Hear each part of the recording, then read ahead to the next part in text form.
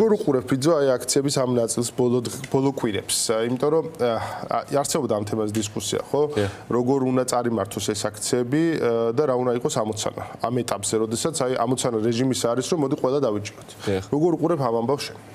განსაკუთრებით ბოლო პერიოდში 4 ოქტომბრის შემდეგ არ დამალავდა იყო ხალხში ერთგვარი ფრუსტრაცია და ერთგვარი ნიჰილიზმში იყო ხალხი ჩავარდნილი, მაგრამ ბოლო კვირები ამის საწინააღმდეგოს გვაჩვენებს ხალხმა თვითორგანიზება ისე შეძლო თავის თავში და პროტესტმა შეიძინა ახალი მუხტი. თუ ამ ბოლო დღეების განმავლობაში ვინმე ყოფილა რუსთაველზე, ნახავდით რომ სრულიად სხვა ვითარება არის ვიდრე მანამდე იყო ან ეხლა არის, იმიტომ რომ ხალხი გადავიდა უკვე ყველა მიხვდა რომ თვითგარდაჩენის როგორ თქვა რეჟიმზე არის გადასული, იმიტომ რომ ჩვენ თუ არ ვიზავთ ყველა მიხვდა რომ სხვა ჩვენს მაგივრად არავინ არ გააკეთებს და ეს აისახება იმ განწყობებში, იმ აქტიურობაში, იმ ხალხის მატებაში, რაც თავარი არის რუსთაველის გამზირზე. ჩვენ ნახეთ, რომ იყო ერთწლიანი მუქარა დაჭერაზე, გზის გადაკეტვაზე, მაგრამ ხალხმა აჩვენა, რომ ეს სრულიად არ იყო მათთვის შემაკავებელი ფაქტორი, რადგან 5,000 ლარიანი ჯარიმა, მე ვიტყოდი, უფრო ბევრად დიდი პრობლემა არის დღევანდელი ქართველისთვის, როდესაც ესეთი გაჭირვება არ ვიდრე ერთწლიანი, გინდა ორწლიანი პატიმრობა, რომ თან მით უმეტეს, როდესაც სახელმწიფოს არსებობას ეხება ეს საკითხი. პროტესტი არის ეხლა ძალიან კარგ ფორმაში და რიცი როგორ არის ირაკლი, ვერ ჩანს კარგად რამდენად ძლიერები ვართ ჩვენ. იმიტომ რომ არის ბევრი ჯგუფი, რომელიც არის ძალიან ძლიერი და მოტივირებული. უბრალოდ კოორდინაცია არის მეტი საჭირო პოლიტიკური პარტიების შორის, დაპატიმრებულთა ოჯახის წევრებს შორის და აქტიურ ჯგუფს სხვა ჯგუფებს შორის. კოორდინაცია თუ ძალიან დაბალი არის უბრალოდ ეს არაფორმალური საუბრები მიმდინარეობს, არ მოგატყუებ, ნამდვილად აქტიურ ფაზაში არის, მაგრამ ამ მომენტისათვის რაღაცა კონკრეტული რო გითხრა, ჯერ ადრე არის, მაგრამ ნამდვილად არის გამოკვეთილი, რომ ეს აუცილებლად მოხდება, იმიტომ როგორ რაღაც არის, იცი, აი ლოდი რო წარმოვიდგინოთ, ჩვენ წინ არის დიდი პრობლემა ლოდის სახით და ბევრი სხვადასხვა ჯგუფი ამ ლოდს ვაწვევით გადასაგორებლად, მაგრამ ზოგი მარჯვნიდან აწვევა, ზოგი მარცხნიდან, ზოგი აქედან, ზოგი იქედან და საბოლოოდ ერთმანეთს უშლით ხელს, რომ ეს ლოდი გადავაგოროთ და თუ კარგი კოორდინაციის შემთხვევაში მივხვდებით, რომ ერთი მხრიდან უნდა მივაწვეთ, ეს ლოდი აუცილებლად გადაგორდებათ. მერწმუნეთ, მეგობრებო, იმაზე მეტი ძალა და ენერგია და შესაძლებლობა და ხალხის რესურსი გვაქვს, ვიდრე ეს ერთი შეხედვით ჩანს. ამიტომ მეტი კოორდინაცია არის გამოსავალი. სხვა არაფერი ჩვენ ნაკლი ამ შემთხვევაში არ აქვს, გარდა იმისა, რომ მეტი ვილაპარაკოთ ერთმანეთთან და ერთი გზა ვირჩიოთ. ხედავ ახლა მე პოლიტიკურ პარტიებს უნდა აკრძალოთ, ხო? დიახ. ეს არის გამოცხადებული ამბავი. პოლიტიკოსებს როდის გამოუშვებენ ციხიდან, არავინ არ ვიცით. შეიძლება არც გამოუშვან. კაი ამბავია, ჩვენი ახლა გუყურებენ ხოლმე და მაგრამ ნუ ესია, ხო, ეს არ მოცემული. შესაბამისად ამ პირობებში რა პოლიტიკურ პროცესი უნდა გადარჩენს, რა პოლიტიკურ პროცესი უნდა შეიქმნას ადგილზე. აი ეს მათ შორის რომ აიგრძალება პარტიები. აი ამ რაღაციდან შეიძლება რაღაც ახალი ტიპის ნიადაგი გამოდნეს, რომელზეც ყველა ერთად ხდება. მაგ მოსაზრებას ირაკლი ვერ ვიზიარებ, რადგან ამ მომენტისათვის რომ ახალი რაღაცა შეიძლება პოლიტიკური გაქრება შემდეგ დაიბადოს, იმიტომ რომ პოლიტიკური პარტიები თუ გაქრებიან, შემდეგ სხვა ეტაპზე გადავალ და უფრო რთული ეტაპი იქნება. ამ შემთხვევაში მნიშვნელოვანი არის, რომ მოდი ვაღიაროთ პოლიტიკური პროცესი ისედაც მკვდარი არის. ხა ქალბატონი ლაპარაკობდა, რომ არჩევნების ბოიკოტირებაო. ხო, ჩვენ არასოდეს არ ვამბობდით, რომ არჩევნების ბოიკოტი უნდა გამოვიდეთ. ჩვენ ვამბობთ, რომ ეს არ არის არჩევნები უბრალოდ, თორე არჩევნების ბოიკოტირება არასდროს არ გითქვი. უბრალოდ ეს არ არის არჩევნები, რასაც ივანიშვილი გვთავაზობს და რაშიც ამ გახარიას პარტიის წარმომადგენლებმა მიიღეს მონაწილეობა და ლელოს პარტიამ მიიღო მონაწილეობა, ეს არ იყო უბრალოდ არჩევნები, თორე ვინოხერი პირიქით იმას ვლაპარაკობთ, რომ უნდა დაინიშნოს ახალი, ჩვენი თავარი მოთხოვნა არის, რომ უნდა დაინიშნოს ახალი საპარლამენტო არჩევნები და განთავისუფლდნენ პოლიტპატიმრები. თუ იქნება საქართველოში და ჩვენი ზეწოლის შემთხვევაში მივახსენებთ რეჟიმს, რომ დანიშნოს ახალი საპარლამენტო არჩევნები, ის იმგვარი, რომ სადაც არ იქნება მათი თავმჯდომარე, არ იქნება ტრანსპარენტული, რასაც ქვია ტრანსპარენტული ჩართულობა იქნება მაღალი, რა თქმა უნდა არჩევნებში მივიღეთ მონაწილეობას, მაგრამ ისა რომ გაქრება და მე ახალი დაიბადება ძალიან რთულად მეჩვენება და თითქმის შეუძლებელად მეჩვენება, იმიტომ რომ რა ეტაპზეც ვართ, ამ დღეის მონაცემითაც პოლიტიკური პროცესი ვაღიაროთ მკვდარი არის რაღაც ხრივ კი არა, მეტწილობრივ. ერთადერთი პოლიტიკური პროცესი ნარჩუნდება რუსთაველის გამზირზე, სადაც პროტესტი არის უკვე 1 წლიანი განგრძობითი და რომელმაც გაუძლო მე ვიტყოდი, რავი 1000 გამოცდას, აი 1000 გამოცდას ბოლო იყო ყველაზე ასე თქვათ რთული რომ მაინც 1 წლიანი პატიმრობა, როდესაც ეს დაიკიდა ჰაერში, ხო?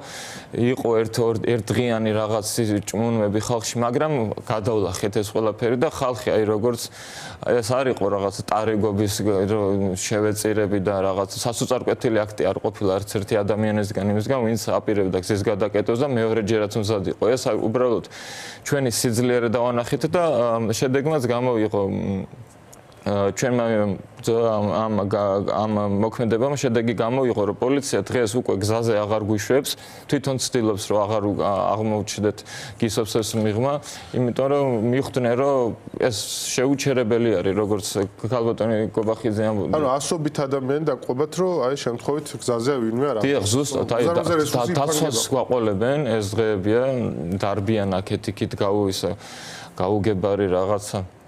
თან თავარი ხო რა არის მათ мотивация რა არის რომ არავითარი რაღაც რომ შეინარჩუნონ უზურპატორის რაღაცა მათთვის სრულიად ხელშეუხებელი. მათ შორის ხო დიდი ხევი არის ხელისუფლებასა და რიგით პოლიციელს შორის. მათში არანაირი мотивация არ არის. რიგით პოლიციელი ზუსტად იგივენაირად არის ამ ხელისუფლებისგან დაზარალებული, როგორც ნებისმიერი მოქალაქე. უბრალოდ იმდენად მიბმულები არიან სოციალურად სახელმწიფოზე, რომ პურის ფულს ვეღარ შეიტანს ეს პოლიციელი სახლში და უწევთ რომ აი ესე დაგგვიზებდნენ და ბრძანებაც ასეთი აქვს რომ არ გადაუშვათ, აღარ დაიჭიროთ, იმიტომ რომ ნახეს რომ ყოველი ასეთი ნაბიჯი, რომელიც გმირობის ტოლფასი არის, მოდი გადაჭარბების გარეშე და პათეტიკის გარეშე, ნამდვილად გმირობის ტოლფასი არის. 1 წელი ახლა მოწყდე ოჯახს, ყველაფერს, საქმეს, ახლობლებს და ჩაждდეთ ციხეში, მაგრამ იდეისთვის ჩავждდეთ. ეს რომ ნახეს, ხო, სრულიად უსუსურები გამოჩნდნენ ამის შემდეგ.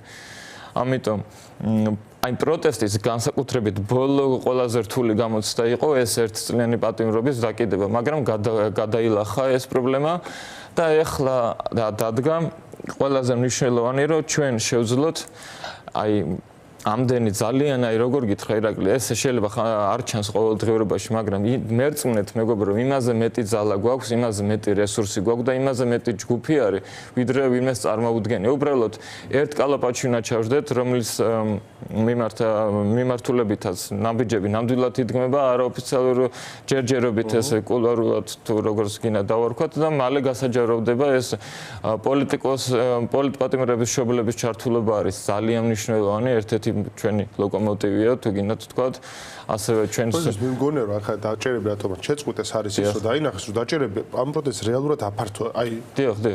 ის გამოვიდა ისე რომ რაც მძიმე ფორმა დაიწყეს, ხო, ეს პირდაპირ წაყვანა მორალური ვალდებულება გაჩნდა რუსთაველზე გასვლის, ხო? აი მე სულ ამბობ ხოლმე რომ ყველას გვაქვს ჩვენ თავში რაღაცა კალენდარი, როდის ვინ წავა ციხეში. აი მე როდის უნდა წავიდე დარწმუნებული, შენც გაქ ასეთი კალენდარი ხო? დღე როდესაც იცი რომ აი როცა არავინ არ იქნება, მაშინ მეწავა. კი ბატონო. და ეს დაინახეს რა და ამიტომ აღარ უნდათ ამითი ჰეროიზაცია ამ პროცესის რა. განლევა უნდათ, 7 განლევა და არა პირიქით გაფართოება და მგონია ამის საშუალება არ უნდა მიეცეთა რა. არა, არც მეცემათ, გამორიცხული არის, იმიტომ რომ ჩვენ ხო არ გვაქვს რაღაც კონკრეტული სოციალურ პრობლემებს ძალიან მნიშვნელოვანია, მაგრამ ამ შემთხვევაში და კორუფციას ძალიან მნიშვნელოვანი არის, მაგრამ ამ შემთხვევაში ჩვენ სახელმწიფოს დაკარგვის საფრთხის წინაშე ვართ და ამ საფრთხეს თითოეული ქართველი, ვინც გამოხატავს პროტესტს, იაზრებს შესაბამისად. ისეთი გამოწვევა არის, რომ მასთან შედარებით ნებისმიერი გინდ ტუსაღობა, გინდ ჯარიმა არის გაუფერლებული და არავითარ შიშს აღარ წარმოადგენს, იმიტომ რომ თვითონ თამასა აიწია, ასე ვთქვათ, ეს ჩვენ ვკარგავთ სახელმწიფოს. აი კორუფციაზე ბოლო დღეებში განსაკუთრებით და თვითონ ამათი პროპაგანდით ხო იყო რომ აი კორუფციასთან ბრძოლა.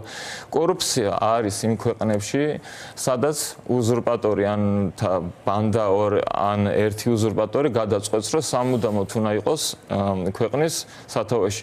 როდესაც ასეთი სტილის ქვეყნის შენება იწყება, იქ კორუფცია არის როგორც ჯორჯერ 2-4, იმიტომ რომ შენმა შეინარჩუნო შენი ახლობლები, არ ვიძახი მე პოლიტიკურ თანამოაზრეებს, მე ვიძახი უნდა დაასაქმო მერიაში, უნდა დაასაქმო ტრანსპორტში, უნდა დაასაქმო ყველგან და ეს სულ ნეპოტიზმიც ხო რა არის კორუფციის ერთ-ერთი სახე არის. ეხლა ესეთ შეურაცხყოფას რო აყენებენ, თავიან მე არ მაქვს ლაპარაკი ჩვენზე, ჩვენ ხო ყველაფერი ჩვენთვის ნათელი იყო, რომ კორუფციაში იხრჩობიან ესენი დღიდან მოსვლისა დღემდე. მაგრამ ეხლა კვლევებს ნახულობენ სავარაუდოდ და კორუფცია რა თქმა უნდა ყოველთვის ადამიანს აწუხებს, მაგრამ ამ კორუფციას კიდე ღრმა ფესვები აქვს, ხო? ეს არის ის, რომ უზურპირება მოახდინა ივანიშვილმა და ფაშასავით უნდა რომ ძალიან დიდი ხანი იყოს და შესაბამისად კორუფციაც იქნება, გადავხედოთ ნებისმიერ ტოტალიტარულ ქვეყანას, სადაც ასეთი ქვეყნის სტილის მმართველობა, იქაც კორუფცია არის. გინდ ეხლა ძალიან მნიშვნელოვანი რაღაცა არის ამ ბოლო დღეებში არის არაბულ ინვესტიციებზე ლაპარაკი, ხო? რომ და გასაიდუმლებული არის, ვიცით ჩვენ ეს ხელშეკრულება. კი ბატონო, მაგრამ ირაკლი ინვესტიციაში ხო არ არის აქ პრობლემა, ანა რომელიმე ქვეყანიდან ინვესტიციაში. უბრალოდ ქართველები, ვისაც შეუძლეს შრომის უნარი ქართველები გადიან ბოლო 3 წლის განმავლობაში 160,000 ქართველმა დატოვა ქვეყანა. ესე იგი სამუშაო ადგილებს გსვნითო, ხო არის ეს არგუმენტი და ვინ უნდა იმუშაოს იქ? ქართველი თუ ვერ უმუშაოს, ხო საქართველოს მოქალაქე. თორსოთ არანაირი ინვესტიციაში პრობლემა არ არის. არა, არავით არის, ხო მაგას ვსაუბრობ. ზუსტად უბრალოდ ეს არის. კარგი ფული არის, მაგრამ უბრალოდ მთელი პროცესია რომ პრემიერ-მინისტრი როცა ეს არის ერთადერთი იმედი ქვეყნის. დიახ, აი ეს ზუსტად პრობლემა თორე სხვა კი არაფერი. თან ნახეთ თქვენ ქეშით მოხდება ეს რაღაცა 21 საუკუნეში ფულის გათეთრების გარდა იქ არაფერი არ მოხდება და ჩვენ ნახეთ რომ ამათი ციფრებზე დაწერილი რომ 2 ციფრა განვითარება გვაქვს ეკონომიკაში, გამოისახა ხო მაგად ჯიბეებში იყო ეს 2 ციფრა განვითარება, თორე სახელმწიფოს არაფერი არ დაეწყო და ბოდიში გუშინ კობახიძეს TikTok-ი რო ჩაწერა გასამართლებლად ამ ყველაფრისა. თავისი პირით ამბობს რომ შარშანო 60,000 ბინა შეისყიდაო უცხოელებმაო და რაო ესო დემოგრაფიული ის შექმნაო პრობლემაო. დიახ ბატონო ირაკლი შექმნა. თქვენ ალბათ თქვენი ჯავშინიანი მანქანით მიდიხართ კანცელარიამდე და მე უკან სახლში გვინდოდა და მე დავდივარ თბილისის ქუჩებში და უკვე ქართველის ნახვა აი ძალიან გაჭირვებული არ. მე ვერაზე ვცხოვრობ, ვერა მთაწმინდა სოლაკით ესე თქვა რუსთაველის გამზირისკენ მივდივარ, ხო? ერთი ქართველი არ შეგხვდება. არიან ჯერ რუსები, რომელიც არიან ჩვენი ეროვნული უსაფრთხოების დიახ, ეროვნული უსაფრთხოების საკითხი არის, თორე აქ ინვესტიციაში კი არ არის საქმე. ჩვენ არ ვიცით, იქ აი თავარი ჩემი პრობლემა რაც არის, მალე თბილი, ეხაც რო დავთვალოთ, აი დღეის მონაცემები, თბილისში არის დისბალანსი მოხდარი. უფრო მეტი რუსი ცხოვრობს, დარწმუნებული ვარ და ბელარუსი, ვიდრე ქართველიც თბილისში. მგონი ახლა ჯერჯერობით ეგრე იყო. ტენდენცია ასეთი მიდის, ტენდენცია ასეთი. ბევრი არის ნამდვილად, გარშემო ცალკე კომიუნიტი, საქართველოსთან ხო რუსები რაც რო წავიდნენ და ახლა გარშემო კვლავ რუსული. უნდა ვაღიარო რომ მომწონს ეს ჭრელი თბილისი, უბრალოდ მართლა არა, ჭრელი თბილისი ირაკლი პრობლემა ის გადინება არის. კი, გადინება და მეორე მხრივ არის ეს უსაფრთხოების საკითხები, რა თქმა უნდა, ჩვენ ხო ვიცით რუსი აგენტების დასვენების ადგილი ვარ. კი არის თავი. ჰაბი გახდა, ხო? მოდი ვაღიაროთ. დემოკრატიულ ქვეყნებში ეუნებიან ბალტიისპირეთში, საქართველოში არ ჩახვიდეთ, იმიტომ რომ უსაფრთხო არის, ვინც რუსეთთან. მადლობა ბიძო ხერხეულიძე იყო ჩვენთან ერთად. ჩვენ დრო ამოიწრო ბიძო რაღაც სხვა დამატეთ. აუ ერთ ვიტყოდი, რა ვიცი, მაინც შარშან აპრილის 25 შარშანა 25 წლის აპრილის თვეში მიიღეს დადგენილება, სადაც 17 ქვეყანას უვიზოდ შემოსვლის უფლება მისცეს მათ მოქალაქეებს. არ მინდა ხა რომელიმე ქვეყანაზე თქვათ რაღაცა ქსენოფობიური მას ჩამომართოს, მაგრამ თვითონ მათი ქვეყნები რა დღეშიც არიან, ყველასთვის ცნობილია ეს ენა. ავღანეთი, ეს არის ბანგლადეში, სომალი, ეთიოპია, იემენი, კამერუნი, კოდივარი, კონგო, მაროკო, სირია, ტანზანია, ეს ხალხი ჩამოდის აქ, რომელიც $9 არის მზად რომ იმუშაოს 1-30 დღე და ქართველი ადამიანის მოუწევს რომ წავიდეს ემიგრაციაში. აი ეს არის პრობლემა, თორე არაბული ინვესტიცია კი არ არის პრობლემა ამ შემთხვევაში ან ნებისმიერი სხვა ინვესტიცია. მადლობა ბიძო ხერხეულიძე იყო ჩვენთან ერთად კოალიციას ცვლილებისთვის წარმომადგენელი.